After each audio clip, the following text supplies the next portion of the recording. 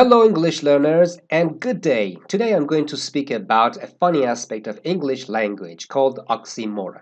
Like any other language, English allows us to play with words in a witty or funny way to add some humor to our speaking, or sometimes convey a deeper message in our writing or speaking. What is oxymoron? By definition, oxymoron is a combination of two opposing words or phrases. Something self-contradicting. Let me give you some examples. For example, when I say a plastic glass, or when I say a confirmed rumor. How can be something a confirmed rumor? When it is confirmed, it's not a rumor anymore, it's news. Or when I say, let's agree to disagree. This one is an idiom. When two sides of an argument can't agree with each other, say, let's agree to disagree. Next one, an empty list. A list cannot be empty. Yeah, how can I speak about it? Or something is clearly misunderstood or seriously absurd. These kinds of words are called oxymorons. Now let's look at some more examples. Something is clearly misunderstood, or something is an exact estimate. So if it is an estimate, it's not exact anymore. Or if you act normally. If you're acting, you can't be natural or normal. The other one, a found missing thing. So if it is found, how can it be missing? So it used to be missing, but as long as it was missing, it wasn't found. And once it was found, it wasn't missing anymore. Next one, filled with emptiness. Yes, sometimes, as you see, not only they are humorous, but also they can convey an abstract meaning. Next one, uh, pretty ugly, or seriously funny, or the only choice. When it's just one and only, how can it be a choice?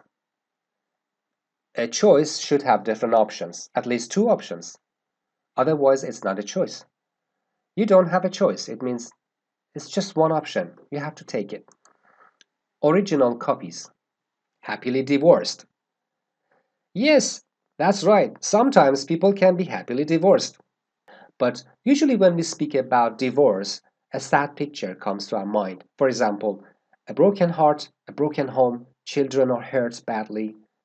Also, oxymorons can happen in sentences, like she or he is a perfect example of a horrible boss. A perfect example of a horrible boss. Let's look at some more sentences, like in quotes. I like humanity, but I loathe persons. How can I like humanity and I hate people at the same time? Modern dancing is so old-fashioned. Yes, could be, but the name is modern dancing. Next one. A business that makes nothing but money is a poor business. What is the main function of business? Isn't it that making money? And if it makes only money, is it a poor business? Next one. I'm a deeply superficial person. How can I be a shallow person but a deeply superficial or shallow person? We are busy doing nothing. This is an absolutely good oxymoron because this is what happens in many people's weekends. Relaxing, just lying down, lazing around, loitering, doing nothing. But can I say I'm busy doing nothing? Just don't disturb me. I'm doing nothing. No one goes to that restaurant anymore. It's always too crowded. If it is too crowded, it means that people go to that restaurant to eat a lot. Maybe I don't, maybe my family don't, but I can't say no one goes to that restaurant, it's too crowded. This one, a joke is an extremely serious issue. It is, I think. If it is your job, for example, if you are a comedian, and also in day-to-day life, appreciating joke understanding jokes, telling jokes, the message they convey, a criticism that they carry or convey. Yes, it can be a very serious thing, but it's also a nice oxymoron. I hope you liked the lesson.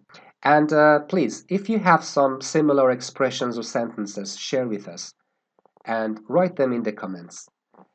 See you in the next lesson, another day with the next video. Take care.